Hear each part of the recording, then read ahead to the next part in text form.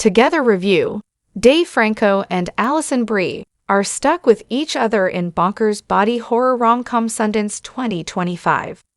When you fall in love, oftentimes you don't want to leave that person's side.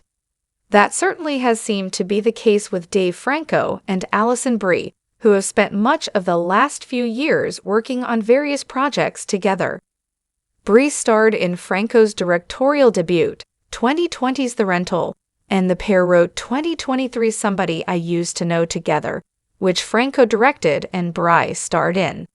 But this pair has never been quite so fun together, as they are in the absolutely batshit Bonkers together, the featured debut of Michael Shanks. In this wild horror romance, Brie and Franco go completely all in with a gleefully strange concept that's some of their best work yet. Franco and Brie play Tim and Millie, respectively, a couple who are moving out of the city and to the countryside. Tim is a struggling musician who isn't completely sure about the move, while Millie is excited to start a new job at a school away from it all. While they've been together for a while, the weirdness in their relationship has been slowly building. Millie gives an awkward proposal at their going-away party. She's worried about Tim still wanting to be a rock star, and the couple's sex life has been non-existent for a while. After moving into their new home, the pair go on a hike and fall into a massive hole. The inside looks like a dilapidated church of some kind, with a giant pool of questionable water. Desperate for something to drink while they're trapped, Tim consumes the mystery water. The next morning, Tim isn't feeling so good, and every time he and Millie get close, they seem to get stuck together. Even more than that, their connection to each other seems to be almost magnetic. When Millie drives to town, Tim is back at home, yet his body flies around the shower depending on where Millie drives. Whenever these two aren't close to each other, Tim's body almost feels the need to get as close to Millie as possible.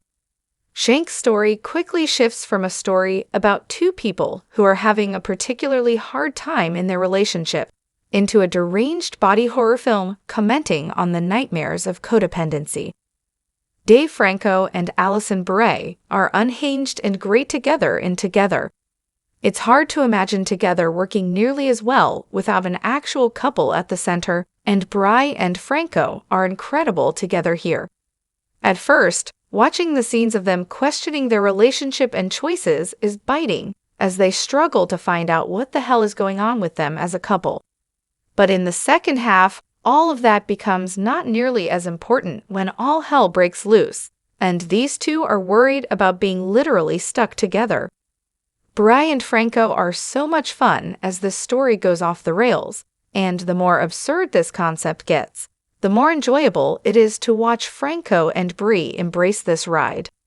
Along with his work in last year's Love Lies Bleeding, it's great that Franco is embracing these types of violent, shocking roles that must be seen to be believed.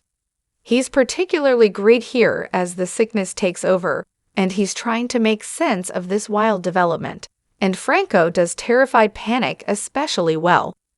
Meanwhile, this is arguably the most daring role we've seen from Brie, as she goes from a somewhat boring teacher who loves Spice Girls to a frustrated woman ready to take whatever bloody means necessary to keep her separated from her partner.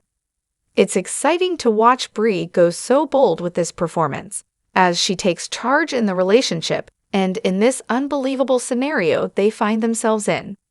Together introduces us to an exciting new horror voice with Michael Shanks. From the very beginning, with a haunting opening that hints at what terrors are on the way, Shanks' vision is unpredictable and delightfully demented. It's not just the body horror that Shanks does so well, but also the scares that come out of nowhere.